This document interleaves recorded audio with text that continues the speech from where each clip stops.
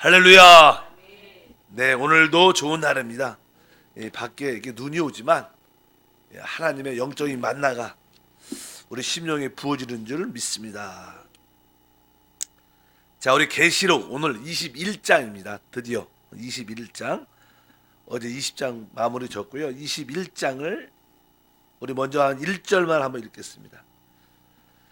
또 내가 새 하늘과 새 땅을 보니 처음 하늘과 처음 땅이 없어졌고 바다도 다시 있지 않더라. 이제 새 하늘과 새 땅에 대한 그런 말씀. 워낙 그냥 이 새 하늘과 새 땅, 그래서 그것을 우리가 보통 이제는 한자어로 뭐 신천지 하죠. 신천지. 그래서 하도 이단들이 신천지란 말을 써갖고 별로 이렇게 어감이 별로 좋지 않지만 오늘 보니까 새 하늘과 새 땅 이런 표현이 기록되어 있습니다. 우리가 그냥 21장과 22장을 보게 되면 조금 우리에게 좀 생소한 그런 느낌이 있어요. 왜? 이것은 우리가 이렇게 새로운 영역입니다. 그래서 우리가 일반적이지 않은 영역이기 때문에 좀 새롭게 느끼는 그런 의미도 많이 포함되어 있습니다. 우리가 살고 있는 이 땅은 옛 하늘과 옛 땅인데 이 하나님의 아담 이후로 이 땅은 새롭게 변화되는 가운데 있습니다. 그래서 보통 우리가 성경의 역사를 보게 되면 이 아담 이후 이 땅에 네 가지 시대가 있을 것이다 이렇게 보통 생각을 많이 합니다. 첫 번째는 우리가 아담부터 시작해서 율법이 주어지기 바로 전까지 시대. 그래서 보통 우리가 그냥 족장 시대 이런 표현을 족장 시대. 그 다음에 율법이 지어지고 그리스도가 오시기 전까지 우리가 율법 시대라고 표현하고 그리스도가 이 땅에 오신 후에 또 이 땅에 천년 왕국이 세워지기 전에 보통 지금 시대죠. 은혜 시대. 우리가 지금 은혜 시대라 교회 시대라고 표현하고 이제 다음은 왕국 시대. 천년 왕국이 이 땅에 세워지니까 그리고 그냥 이 네 세대가 지나가면 이제 새로운 시대가 오는데 그 시대가 새 하늘과 새 땅의 시대인 줄 믿습니다. 왜 하나님은 이렇게 아담 이후부터 이 땅에 천년 왕국이 세워질 때까지 천년 왕국조차도 이 땅에 세워지는 겁니다. 이 땅에 세워져. 그리고 나서 이 옛 하늘과 옛 땅이 사라지고 새 하늘과 새 땅이 임한다는 표현이 기록되어 있습니다. 하나님은 성경에 보면 새 하늘과 새 땅을 이 땅에 새 하늘과 새 땅을 완성하는 것이 하나님의 어떠한 뜻과 목적과는 가운데 있습니다. 그 새 하늘과 새 땅에 새 예루살렘이 이제는 세워질 때 하나님의 모든 것이 완성되는 지금 그런 완성이 되어가는 그런 가운데 있는 줄 믿습니다. 그럼 왜 하나님께서 이렇게 아까 뭐 족장 시대는 우리가 알다시피 아담으로 시작해갖고 뭐 에노스, 뭐 노아, 뭐 에녹 이런 많은 사람들, 아브람, 이삭, 야곱 이런 믿음의 사람들이 성경에 쭉 기록되어 있어요. 결국 하나님은 그 족장 시대에서도 그 이기는 사람을 택해서 그들을 영적으로 온전케 만들죠. 그래서 아브람, 이삭, 야곱. 그리고 나서 이제 율법 시대에도 율법을 통하여 많은 사람들을 온전케 하는 하나님의 종들, 사역자들이 있었고, 뭐 신약 시대도 우리들도 지금 하나님 안에서 구원받고 우리가 변화되고 온전케 되는 그런 과정 가운데 있습니다.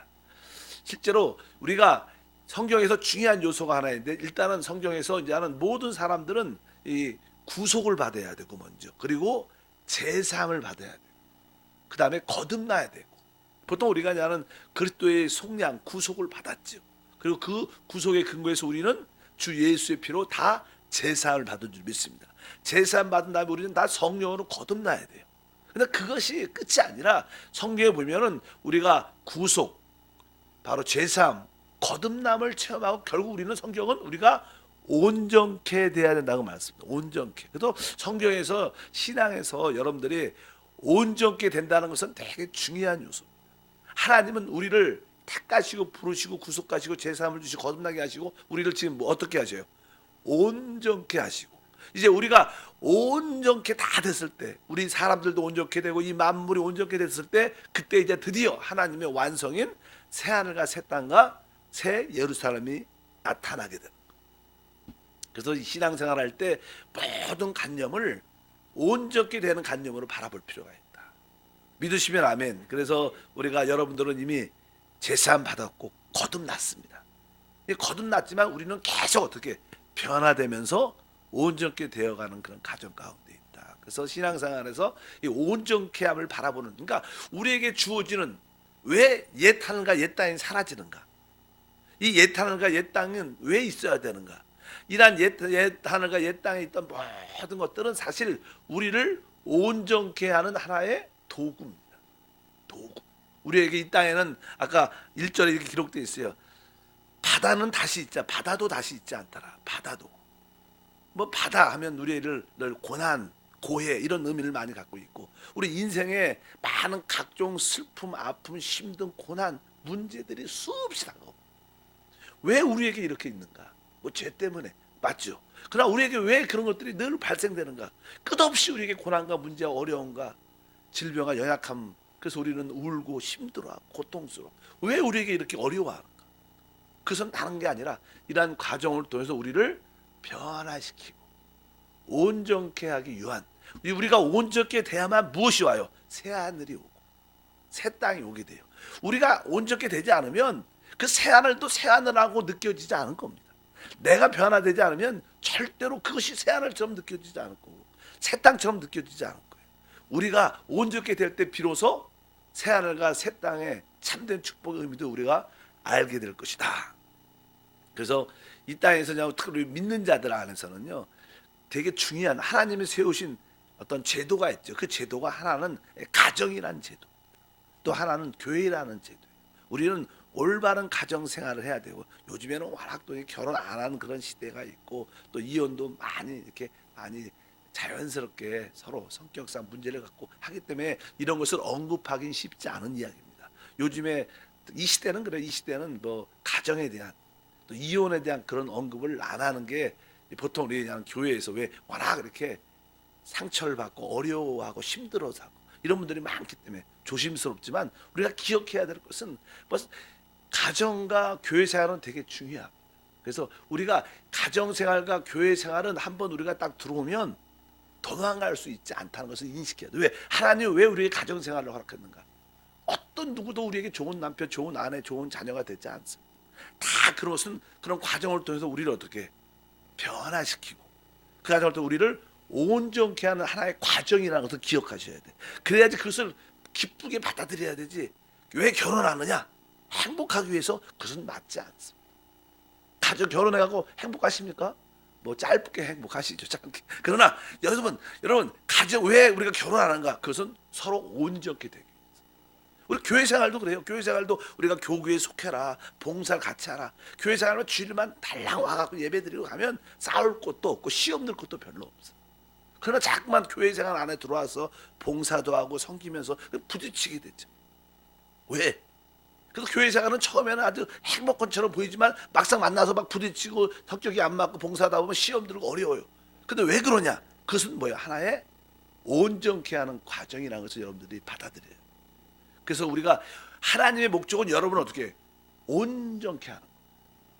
그래서 여러분 하나님의 아들처럼 온전하게 만들어서 새 하늘과 새 땅을 여러분에게 기업을 주는 것이 하나님의 뜻입니다. 우리가 온전케 되지 않냐면 그 축복을 가질 수 있지 않다. 그래서 우리가 직장이나 사업이나 사람의 관계나 질병이나 연약함, 많은 문제들을 갖고 힘들어하지만 그런 것을 도망가지 말고 회피하지 말고, 내가 이러한 가정을 통해서, 이런 만남을 통해서, 이렇게 어려움을 통해서 내가 좀 더 영적으로 성숙해지고 주님을 닮아가고 새롭게 변화되고 하나님 앞에서 온전케 되야겠다는 그런 마음을 가져야 된다는 거예요. 인생이 그겁니다. 인생은요, 하나님이 여러분을 제사함 주고 거듭나게 하시고 여러분을 온전케 하는 과정 가운데 있어요. 그래서 우리에게 슬픔과 아픔과 모든 것이 다 이루어 주어진 것을 기억하시길 바랍니다. 그래서 너무 슬퍼하지 말고 너무 힘들어하지 말고, 내가 하나님 앞에서 온전케 되는 가정으로 내가 기쁨으로 받아들이자. 자족하는 마음을 갖고 만족하자. 자유하자. 기뻐하자. 벗어나자. 이렇게 되면 하나님의 목적, 여러분들도 결국 새하늘과 새 땅을 모두가 보게 될 줄 믿습니다. 하나님은 이러한 네 시대를 통해서 사람을 온전케 하고 온전케 된 사람들을 하나님의 아들로 세우서 새하늘과 새 땅의 축복을 주시는 줄 믿습니다. 제가 그냥 오래전에 제가 지난번에 한번 94년부터 칭게트라는 교회를 건축하는데 그 교회를 위한 지하를 파고 그냥 건축을 쭉 하는데 건축하려면 많은 건설 장비들이 필요하죠. 근데 그 시대만 해도 그 공산주의고 사회주의고 그런 것이 한국과 분위기가 다르니까 그래서 거기는 뭐 이렇게 건축을 해주는 사람들이 따로 있지 않습니다. 그래서 우리가 일꾼을 사서 기계를 또 사서 빌려서 이렇게 쭉 하는데 그거 그냥 건축을 하면 크레인이 필요해요. 크레인이 아주 높은 크레인이 필요한데 그것을 나는 되게 비싸요. 한 달에 한 빌려갖고 근데 이 건축이 몇 년 걸릴지 모르는 거 몇 년. 그때 나는 믿음으로 시작했기 때문에 그래서 나중에 한 6년, 5년 이상 걸렸던 것 같아요. 5년 이상 성전 건축하면서. 그래서 제가 야, 그거 되게 오래 걸렸구나. 6년, 5, 6년 걸렸던 것 같아요. 기억에 98년도에 완성을 했으니까.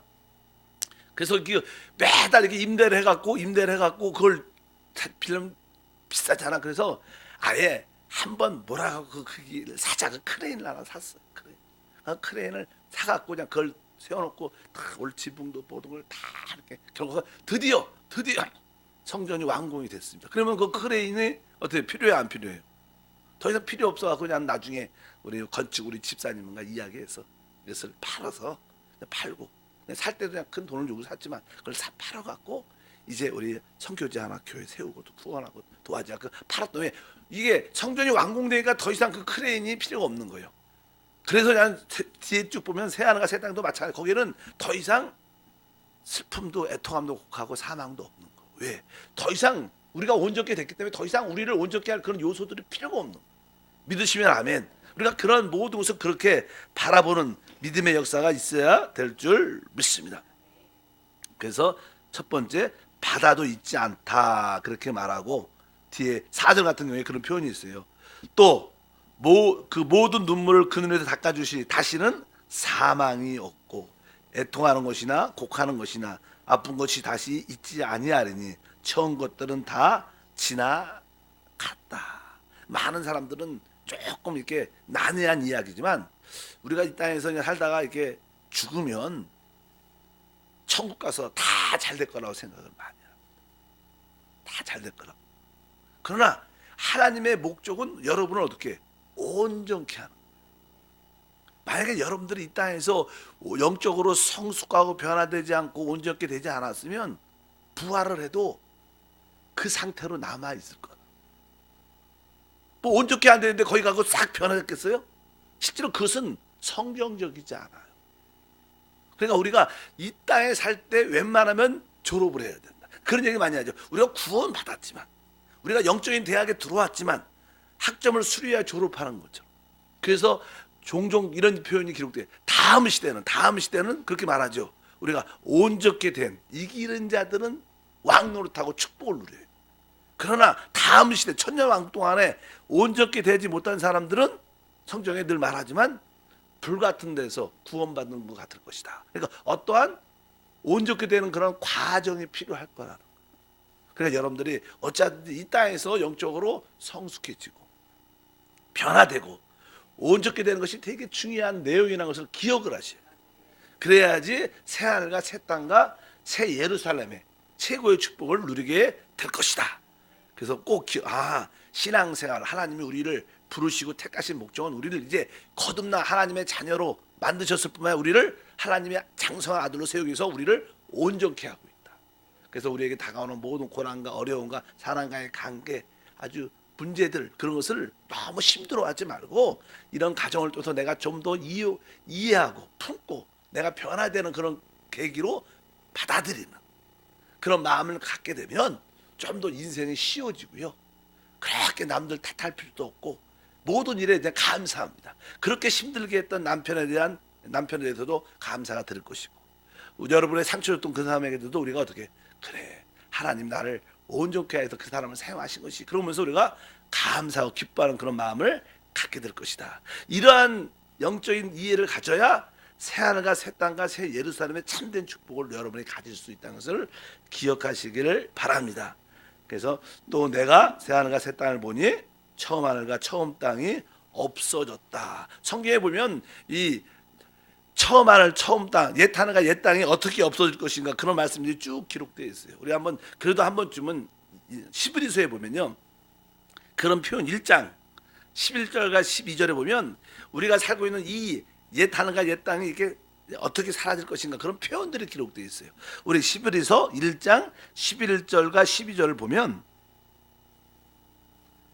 그것들은 멸망할 것이나 오직 주는 영종할 것이요 그것들은 다 옷과 같이 낡아지리니 의복처럼 갈아입을 것이요 그것들은 옷과 같이 변할 것이나 주는 여전하여 연대가 다함 없으리라 하였으나 여기서 말하는 그것들은요 옛 하늘과 옛 땅, 이 땅을 말합니다. 이 땅이 멸망할 것이다 그러면서 어떻게 해요? 다 옷과 같이 낡아지고 의복처럼 갈아입을 것이다. 이 땅이 싹 바뀔 거라는 거야 새롭게.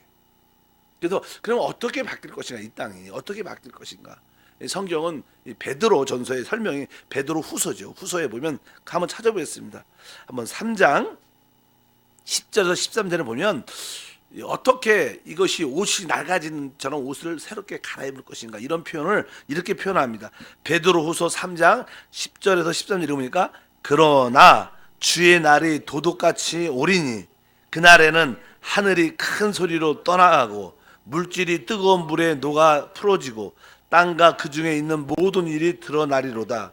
모든 것이 이렇게 풀어지리니 너희가 어떤 사람이 되어야 마땅하냐. 거룩한 행실과 경건함으로 하나님의 날이 임하기를 바라보고 간절히 사모하라.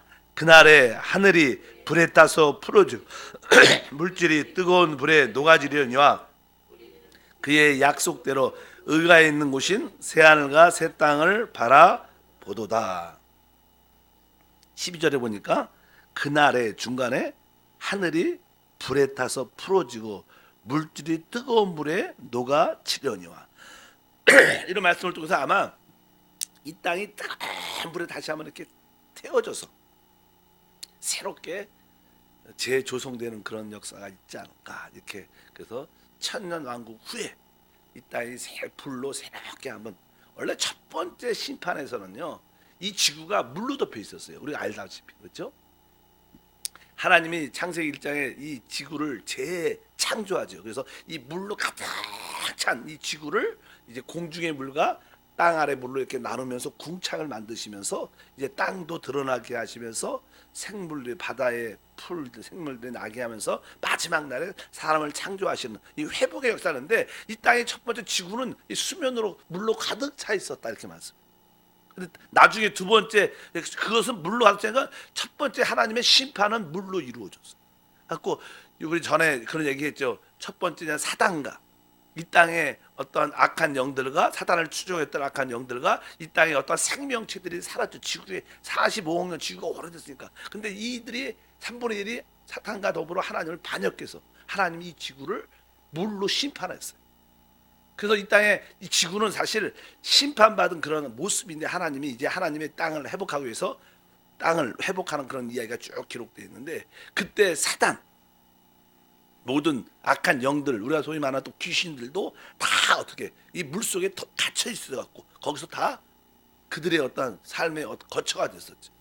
근데 나는 오늘 1절에 보니까 다시는 뭐가 없어요? 바다가 없더라. 사실은 바다가 이 물로 이 지구가 덮여 있었어요. 근데 하나님께서 이 바다를 이때 사단도 다 처리됐죠. 귀신도 다 정리됐어요. 다시는 그러한 것들이 없다는 거예요. 믿으시면 아멘. 그런 뜻으로 이 바다에 하나님의 첫 번째 창조에서 하나님을 거역했던 사단, 귀신들, 악한 영들이 다 처리됐기 때문에 더 이상 그런 그들의 거처를 삼고 있었던 바다의 요소가 이 땅에 없어지고 그래서 새하늘과 새 땅에는 바다가 있지 않고 모든 것이 정리가 딱 된 거예요. 그러면서 모든 것이 새하늘과 새 땅에 이루어지는 놀라운 축복과 은혜가 우리 가운데 함께할 줄 믿습니다. 그래서 우리가 바다에란 의미도 그렇게 첫 번째 창조에서 심판받았던 이 지구가 심판받았는데 이 두 번째에서는 하나님이 불로 다시 한번 태우시고 이제 새롭게 모든 것을 끝내는 그런 말씀이 쭉 기록되어 있습니다. 그래서 다시 한번 이러한 모든 것들이 새하늘과 새 땅의 시작인 것을 아시기를 바랍니다. 그래서 바다가 더 이상 있지 않더라 이렇게 표현을 하고요. 하나님은 이제 그 옛날에 있었던 옛 하늘과 옛 땅을 다시는 기억하지 않는다. 그런 말씀 제가 한번 이사야 보면요. 보라 내가 새 하늘과 새 땅을 창조하겠다. 이사야에도 기록되어 있어요. 이사야 65장에 내가 새 하늘과 새 땅을 창조하는 이적 것은 기억되거나 마음에 생각나지 아니할 것이다. 그래서 우리가 옛 하늘에서 당했던 뭐 고난과 어떤 것들이 다 지워지고 새 하늘과 새 땅의 놀라운 축복과 은혜가 함께할 줄 믿습니다. 바로 그곳은 이제 의가 있는, 아까 우리가 베드로 후서에 아마 읽었었는데 우리는 그 약속대로 의가 있는 새 하늘과 새 땅을 바라는 거야. 이제 새 하늘과 새 땅은 뭐가 있어요? 하나님의 의만이 있다. 거기에는 의가 있어야 평강이 있고 거기 기쁨이 있고 희락이 있고 행복이 있는 거예요. 우리가 그냥 모든 대한민국이 이렇게 시끄러운 것은 참 의가 없기 때문에 이 땅의 사람은 의를 갖지 못하죠. 그래서 이제 진짜 하나님은 결국 이 세상을 새 하늘 새 땅을 의로 다스립니다. 그러니까 모든 사람들이 만족하는 거예요. 모든 사람들이 만족하고 거기에 기쁨이 있고 평강이 있으면서 참된 안식과 축복이 이루어질 것이다. 그래서 새 하늘과 새 땅에는 하나님의 의로 다스려지는 최고의 축복의 역사가 나타날 것이다. 2절 한번 보게. 21장 2절에 보니까 또 내가 봄에 거룩한 성 새 예루살렘이 하나님께로부터 하늘에서 내려오니 그 준비한 것이 신부가 남편을 위하여 단정한 것 같더라. 이렇게 우리 믿는 사람들이 다 이제 거듭난 믿는 사람들이 온전케 돼서 다 휴거가 되죠. 휴거. 그래서 우리가 살 곳은요, 알다시피 하늘이 아니. 하나님은 이 땅에 관심이 있으셔요. 믿으시면 아멘. 이 지구가 얼마나 아름다운 땅인데. 그래서 자꾸 우리는 하늘로 가고 싶어 하지만 결국 우리 주님은 뭐예요? 하늘에서 우리를 다시 신부로 이 땅에 데리고 내려오신. 이 땅에서 참된 쉼과 안식과 누림과 다스림을 갖는 줄 믿습니다. 그래서 그 새 하늘에서 새 하늘과 새 땅이 되고 이 땅에 새 예루살렘이 이 땅에 내려오는데 그 내려오는 준비한 것이 신부가 남편을 위해서 단정한 거다. 그래서 여기서 말하는 새 예루살렘은 바로 구속받은 거듭난 온전케 된 우리 모두가 영적으로 하나가 돼서 그리스도의 아름다운 신부로 이렇게 이루어져서 바로 그 새 예루살렘이 하나님을 표현하는 것이고 하나님의 영광을 거룩함을 나타내는 곳이 되는 줄 믿습니다. 그래서 새 예루살렘은 이렇게 이런 물질적인 성이 아니라 구속받고 거듭나고 변화된 우리들이 영적으로 하나가 될 때 그것이 새 예루살렘입니다. 그래서 교회가 그런 모습을 지어가는 거죠. 그래서 구속받은 여러분과 제가 또 서로가 믿음으로 하나가 되고 서로 영적으로 연결돼서 주님을 기뻐하고 찬양할 때 그것이 새 예루살렘의 하나님의 신부로 준비가 돼서 하나님의 역사가 나타난 줄 믿습니다. 그래서 우리가 이 시대는 우리는 사실 예수 피로 구속받고 거듭났습니다. 그리고 지금 온전히 되는 그런 과정 가운데 있지만 우리는 진짜 복이 있는 거예요. 왜? 많은 백성도 있지만 우리는 하나님의 아들이 되고요. 아들이라는 것은 생명을 가졌다는 거예요. 믿으시면 아멘. 구약의 유대인들은 예수님이 오시기 전까지 그 율법 시대에서는 그들은 그냥 백성이에요. 그들은 예수님의 생명을 갖지 못해 거듭난 자, 주 예수가 십자가에서 죽으시고 피 흘리시고 그분의 생명을 우리에게 주셨기 때문에 우리가 예수의 생명을 가진 줄 믿습니다. 그러니까 우리는 진짜 아버지의 아들이에요. 그러니까 우리는 진짜 그리스도의 신부뿐만 아니라 이 모든 영토로 왕노를 타는 최고의 축복을 받은 우리의 최고의 영적으로 보면 최고의 높은 상류층에 있는 믿음의 하나님의 자녀인 것을 기억하시고 그래서 교회 시대가 복이 있는 사람들이죠. 우리는 하나님의 아들로서 그리스도가 공동 왕으로서 모든 것을 다스리는 그런 축복 가운데 있다. 바로 그것이 새 예루살렘으로서 완성되는 그런 이야기인데 드디어 새하늘과 새 땅에 하늘에서 새 예루살렘이 내려오는 것.